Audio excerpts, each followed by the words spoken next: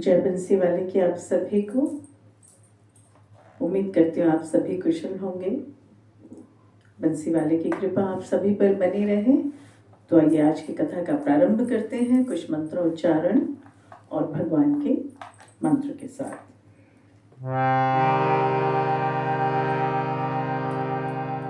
कृष्णाय वासुदेवाय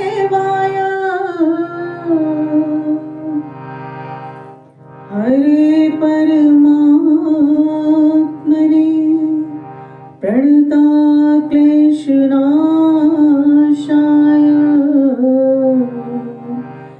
गोविन्दाय नमो नमः। वसुदेवसुतं देवं कंपासचाणूरमर्दनं देवकी परमानन्दं कृष्णं वन्दे जगद्गुरुं। श्रीराधा नाम रट जे नर ठोया तिनकी बाधा दूर करे मेरो मुरली वालों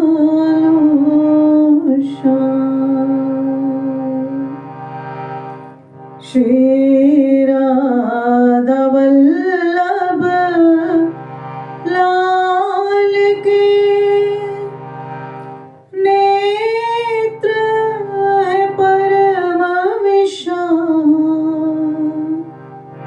श्री ब्रजधाम में आप विराजो मेरा करियो प्रणाम स्वीकार।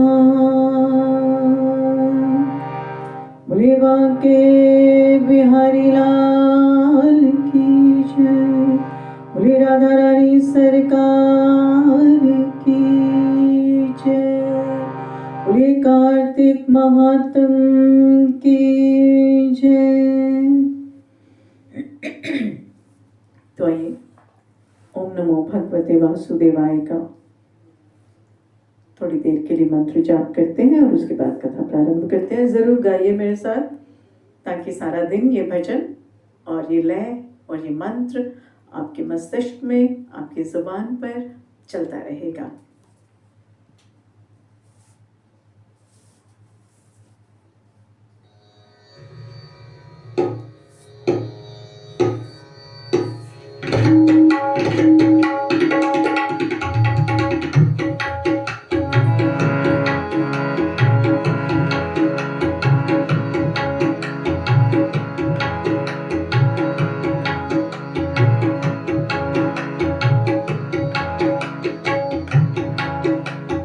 ओम नमो भगवते वासुदेवाय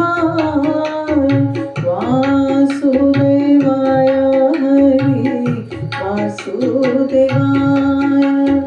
ओम नमो भगवते वासुदेवाय वासुदेवाय हरि वासुदेवाय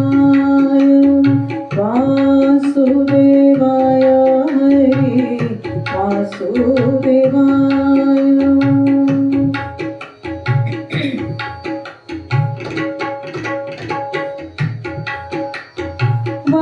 वनचारी रे हरि वासुदेवाय गिरधारी रे हरि वासुदेवाय।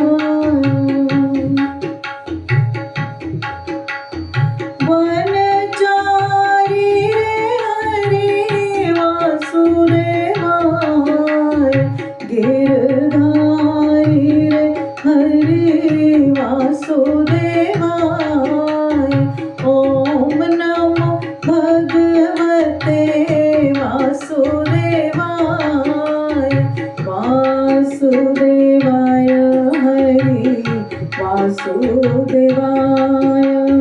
वासुदेवाय हरि वासुदेवाय।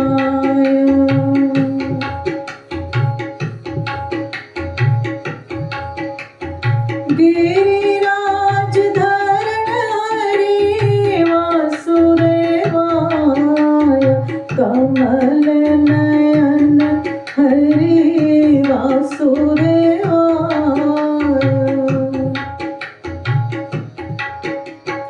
गिरिराज धरण हरि वासुदेवाय। कमल नयन हरि वासुदेवाय। ओम नमो भगवते वासुदेवाय। वासुदेवाय हरि वासुदेवाय। वासुदेवाय हरि वासुदेवाय।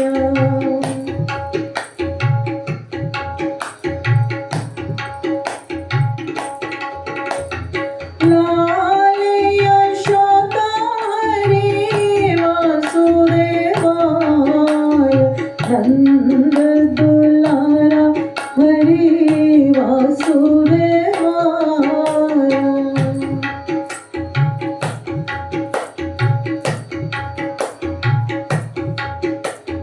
लाल यशोदा हरि वासुदेवाय। नंद दुलारा हरि वासुदेवाय। ओम नमो भगवते वासुदेवाय। वासुदेवाय हरि वासुदेवाय।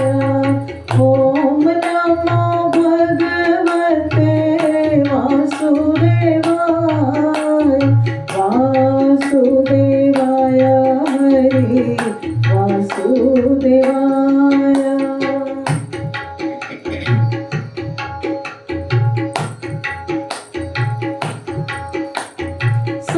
सावरिया रे हरि वासुदेवाय। श्याम सुंदर हरि वासुदेवाय।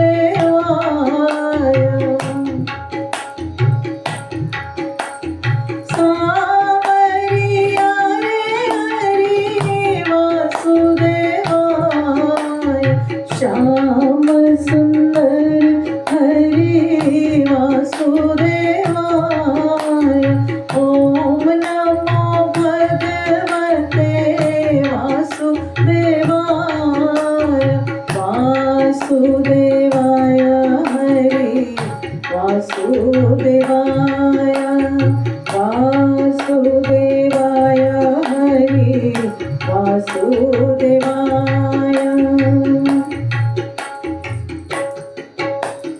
मुरलीधर हरि वासुदेवाय। बंसीधर हरि वासुदेवाय।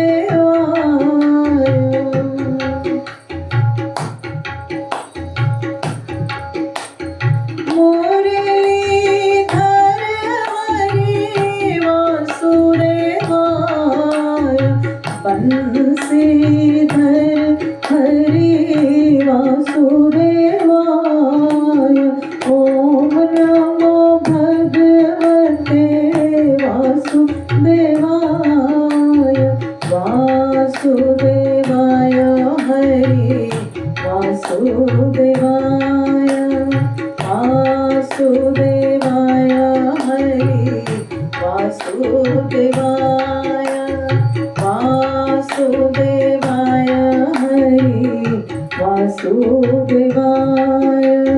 वासुदेवाय हरि वासुदेवाय।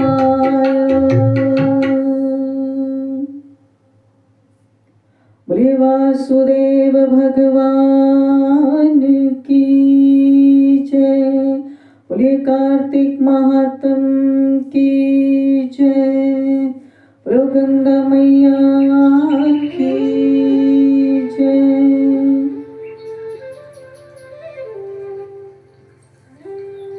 तो कल जो है हमने जो कथा का श्रवण किया वो था कि किस प्रकार कार्तिक मास के नियमों का पालन करना चाहिए और किस किस व्रत, दान और पूजा से किस तरह के फल प्राप्त होते हैं। ये हमने कल की कथा में पढ़ा था कि किस तरह से सूत जी ने 88,000 ऋषियों को ब्रह्मा जी और देवऋषि नारद के बीच जो संवाद हुआ कार्तिक मास को लेकर वो सुनाया। तो इसके बाद सूत जी बोले कि हे ऋषियों, अब मैं तुम्हें इस व्रत के पुण्य प्रभाव संबंधी एक कथा सुनाता हूँ, ध्यान पूर्वक सुनो। कि एक समय देवऋषि नारद कल्प वृक्ष के पुष्प लेकर द्वारका भगवान श्री कृष्ण के पास पहुंचे। वहां भगवान श्री कृष्ण ने उनका स्वागत किया और पूजन कर उच्च आसन पर बिठाया। नारद जी ने कल्प वृक्ष के वे सुंदर पुष्प भगवान को भेंट किए और भगवान ने सभी पुष्प अपनी रानियों में बांट दिए। उचित सादर सम्मान पाकर नारद जी वहां से लौट गए। नारद जी के विदा होने के पश्चात चंद्रबदनी एवं कमल नयनी सत्यभामा के मन में विचार आया कि मैं कितनी भाग्यशाली हूं जिसका पति स्वयं त्रिलोकीनाथ भगवान मधुसूदन है और अपनी 16,000 रानियों में जो मुझसे ही सबसे अधिक प्रेम करते हैं। कोई प्राणी पृथ्वी पर जिस कल्प वृक्ष की कल्पना भी नहीं कर सकता वह कल्प वृक्ष प्रभु ने मेरे आंगन में लगा कर दिया है। आखिर पूर्व जन्म में मैंने ऐसा कौन सा पुण्य कार्य किया था जो मुझे प्रभु की इतनी कृपा प्राप्त हुई। मन में ऐसा विचार कर एक दिन सत्यभामा ने भगवान श्री कृष्ण से पूछा कि हे प्रभु, एक विचार अक्सर मेरे हृदय को मथता रहता है, कृपया आप मेरी उस उलझन का शमन करें। मेरी ऐसी प्रार्थना है आपसे। तो सत्यभामा की बात सुनकर भगवान श्री कृष्ण मुस्कुराए और फिर सेवकों को वहीं रुकने का संकेत देकर सत्यभामा का हाथ थामकर उन्हें कल्प वृक्ष के नीचे ले गए और बोले कि हे सत्यभामा, मैं अपनी 16,000 रानियों में तुम्हें ही सबसे प्रिय मानता हूँ। तुम्हारे स्नेहवश ही मैंने देवराज इंद्र से विरोध करके यह कल्प वृक्ष स्वर्ग से लाकर तुम्हारे आंगन में सुशोभित किया है। मैं तुम्हें ना दे सकने वाली वस्तु भी दे सकता हूँ और मैं तुमसे ना कहने वाली बात अर्थात कोई भी ऐसी गुप्त बात मैं आपसे कह सकता हूँ। प्रिय, मैं तुम्हारी हर प्रकार से शंका का समाधान करूंगा, कहो तुम्हें क्या पूछना है।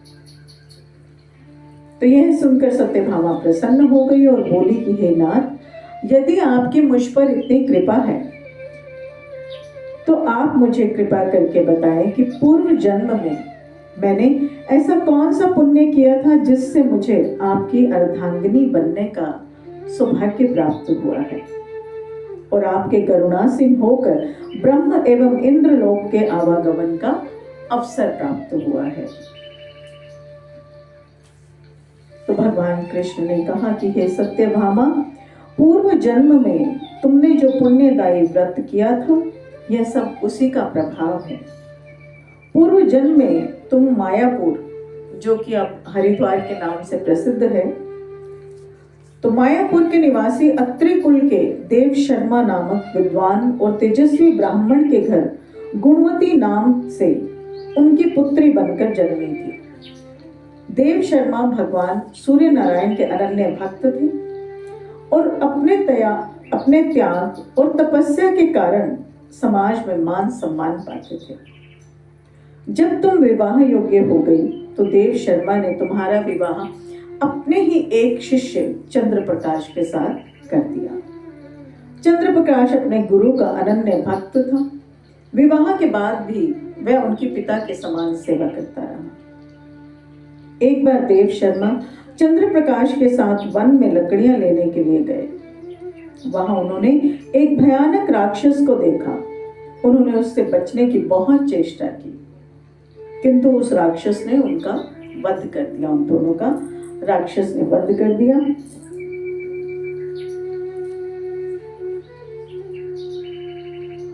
देव शर्मा और चंद्र प्रकाश दोनों ही क्योंकि भगवान के निष्ठावान भक्त थे, अतः अपनी भक्ति के कारण उन्हें तो वैकुंठ धाम मिल गया, किंतु गुणवती निराश्रित हो गई। पति और पिता की मृत्यु का समाचार पाकर गुणवती बहुत दुखी हुई और विलाप करके कहने लगी कि हे पिता, तुम मुझे किसके सहारे छोड़ गए? अब मेरा भरण पोषण करने वाला कौन है? अब मेरा कहाँ ठिकाना है? इस प्रकार करुण विलाप करती हुई वह मूर्छित होकर धरती पर गिर पड़ी। फिर चेतना लौटी तो अपने घर का सारा सामान बेचकर उसने अपने पिता और अपने पति का श्राद्ध कर्म किया और फिर उसके बाद वह रागिनी सी होकर भगवान विष्णु के भजन पूजन में अपना जीवन व्यतीत करने लगी। गुणवती निष्ठा के साथ आजीवन एकादशी का व्रत करती रही। एकादशी के साथ साथ वह प्रति वर्ष कार्तिक मास के व्रत भी करती थी। वह देव मंदिरों में जाती और साधु महात्माओं की सेवा करती थी। हे सत्यभामा, मुझे ये दोनों ही व्रत अति प्रिय हैं। कौन से व्रत? एक एकादशी का और कार्तिक मास भगवान के बहुत प्रिय हैं। तो हे प्रिय, कार्तिक माह में जब सूर्य तुला राशि पर हो तो प्रातः काल स्नान कर विधि विधान पूर्वक भगवान विष्णु की पूजा करनी चाहिए।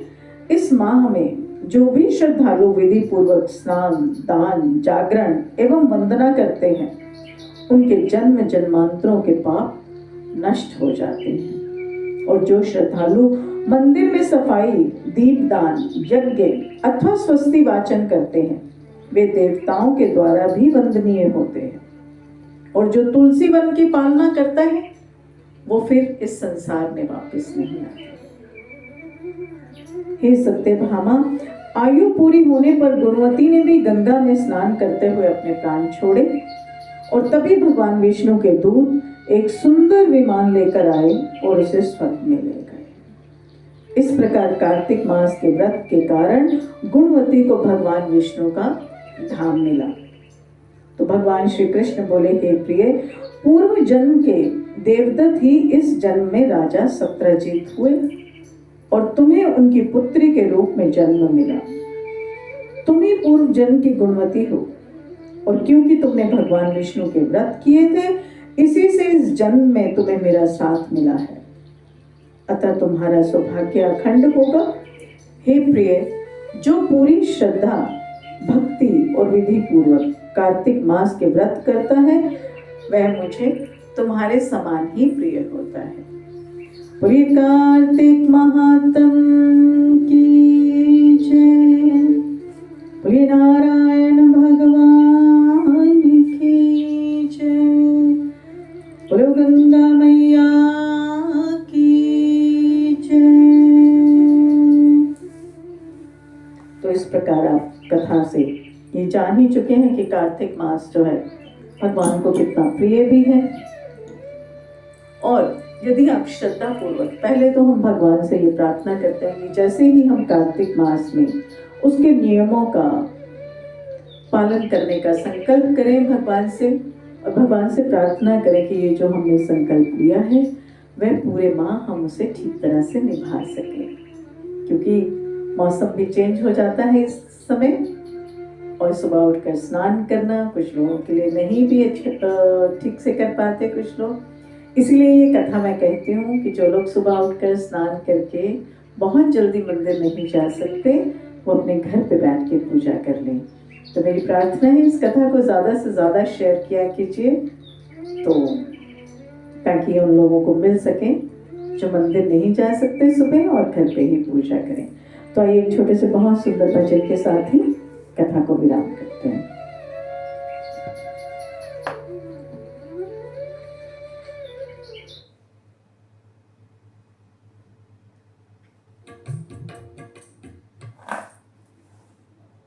के बिहारी लाल की जय।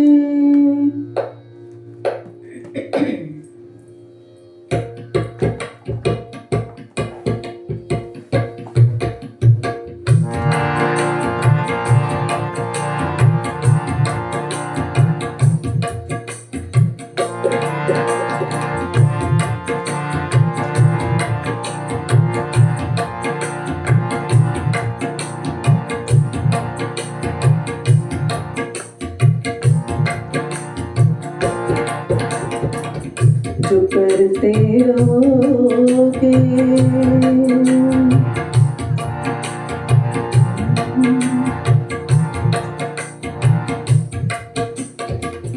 जो करते रहोगे भजन धीरे धीरे, भजन धीरे धीरे तो बन जाएगा वो सजन धीरे धीरे। जो करते रहोगे भजन धीरे धीरे, भजन धीरे धीरे तो बन जाएगा वो सजन धीरे धीरे, तो बन जाएगा वो सजन धीरे धीरे। जो करते रहोगे करते रहोगे, करते रहोगे, करते रहोगे, करते रहोगे। जो करते रहोगे भजन धीरे धीरे, भजन धीरे धीरे तो बन जाएगा वो सजन धीरे धीरे, तो बन जाएगा वो सजन धीरे धीरे। जो करते रहोगे करते रहोगे, करते रहोगे, करते रहोगे, करते रहोगे।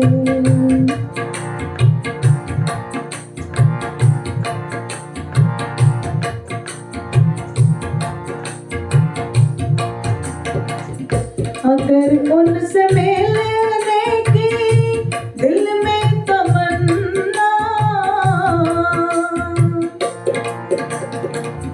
अगर उनसे मिलने की दिल में तमन्ना, दिल में तमन्ना, दिल में तमन्ना। अगर उनसे मिलने की दिल में तमन्ना, दिल में तमन्ना करो शुद्ध अंतःकरण धीरे धीरे, करो शुद्ध अंतःकरण धीरे धीरे। जो करते रहोगे भजन धीरे धीरे, भजन धीरे धीरे तो बन जाएगा वो सजन धीरे धीरे, तो बन जाएगा वो सजन धीरे धीरे। जो करते रहोगे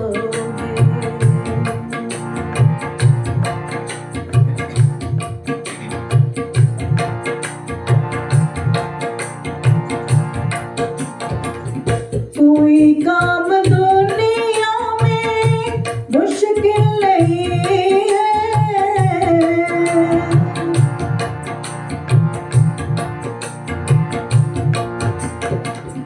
कोई काम दुनिया में मुश्किल नहीं है, मुश्किल नहीं है, मुश्किल नहीं है। कोई काम दुनिया में मुश्किल नहीं है, मुश्किल नहीं है।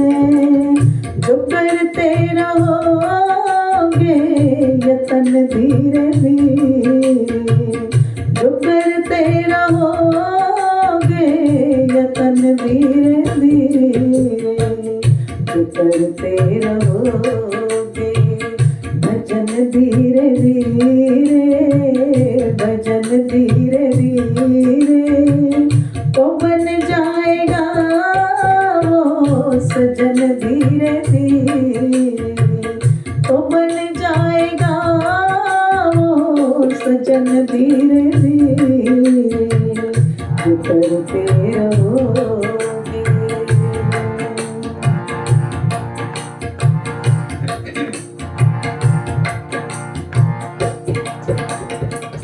करो प्रेम से भक्ति सेवा हरि की,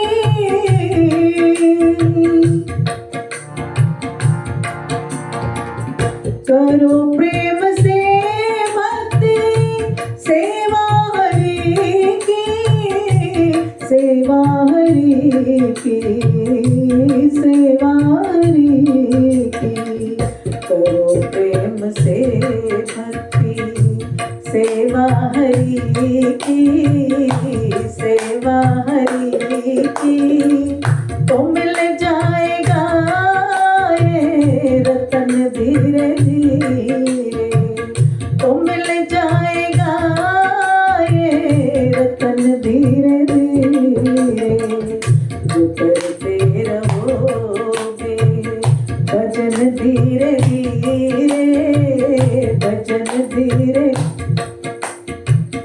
तो बन जाएगा वो सजन धीरे धीरे, तो बन जाएगा वो सजन धीरे धीरे, जो करते रहोगे, हाँ करते रहोगे, करते रहोगे, करते रहोगे, करते रहोगे, जो करते रहोगे भजन धीरे धीरे, भजन धीरे धीरे, तो बन जाएगा वो सजन धीरे धीरे, तो बन जाएगा वो सजन धीरे धीरे, तो करते रहोगे, हाँ करते रहोगे, करते रहोगे, करते रहोगे, करते रहोगे, करते रहोगे, करते रहोगे, जो करते रहोगे भजन धीरे धीरे, भजन धीरे धीरे, तो बन जाएगा वो सजन धीरे धीरे, तो बन जाएगा वो सजन धीरे धीरे, तो बन जाएगा वो सजन धीरे धीरे।